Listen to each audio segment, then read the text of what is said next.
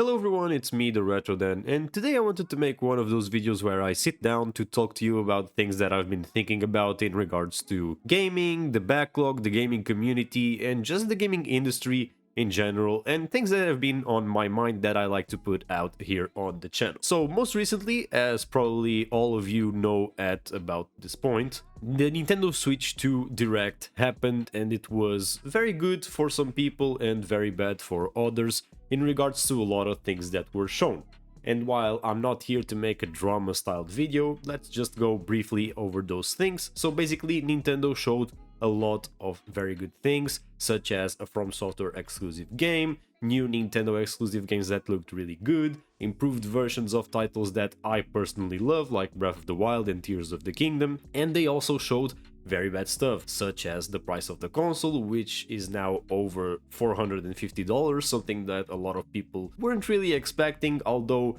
it was kind of at the limit of what people considered it could be in terms of the price for the console. But overall, people seem to be more mad than pleased with what Nintendo showed, considering that they are setting a precedent for the industry to go up in terms of prices. Not that I believe that they are solely responsible for that, even though they are making the first push. I think things like GTA 6 would eventually make the push for that $100 or €100 mark eventually down the line. But yeah, all these releases and talks of new games and what the industry has in hold has reminded me that it's once again a good time to take a look at FOMO and take in consideration that maybe we are setting ourselves up for failure in terms of how ahead we want to be of ourselves when we should be like way back from where we are right now. I say this because everyone is worried about what is coming next and what games have in hold for us, like for the future and in terms of new releases and the prices that the games are going to be. But I think all of this is a build-up for us to remind ourselves that there is a whole legacy of more than the 30 years of games to go back and experience. And maybe if gaming is slowing down to a point where it's becoming like unaffordable for a lot of people, it's an opportunity for you to start going back and clearing out the classics that built up the industry as we know it today. And of course, this all circles around the conversation, or the good old conversation, of the backlog.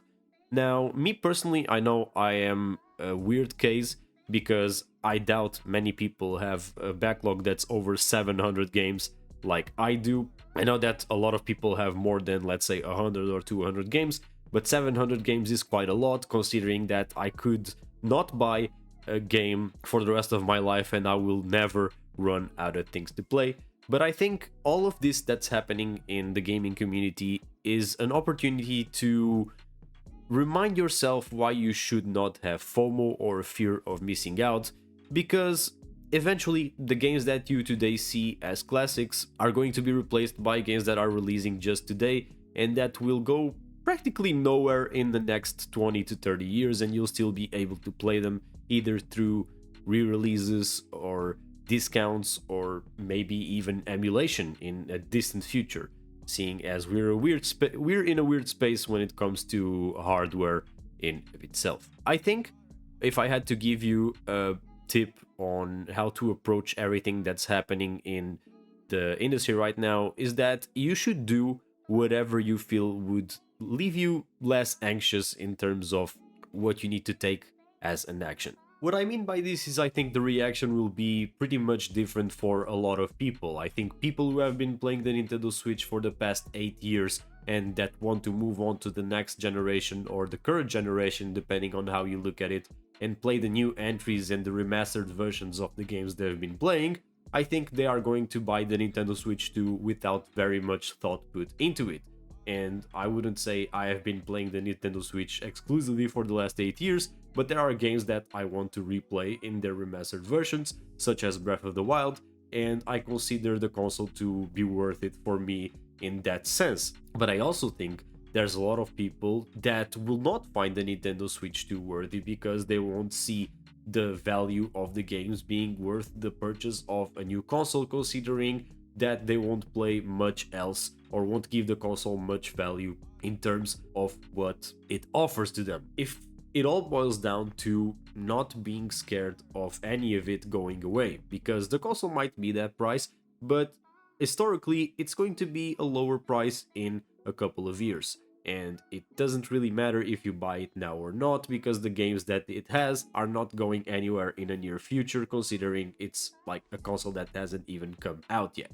I'm not here to say or to disqualify any of the hate that this console has been getting, even though I think it all comes down to personal preference and personal finances at that point. I think we should all take a step back and focus on what we already have and play the games we already have, if that conversation around the prices and what's coming out stresses us this much, and if not, just do whatever you want. So to close off this video, I would just like to reiterate that there is more than 30 years of legacy of games out there for you to play, and there's no need to be so heated about the discussion on the Nintendo Switch 2 right now, because eventually down the line, in a couple of years, nobody will care, and whoever wants to buy the Nintendo Switch 2 will buy it, and whoever doesn't is not going to buy it. But I think fueling into this hate and online discussion leaves us absolutely nowhere, because Nintendo is just going to do whatever they want to do, and I think people are much better off speaking with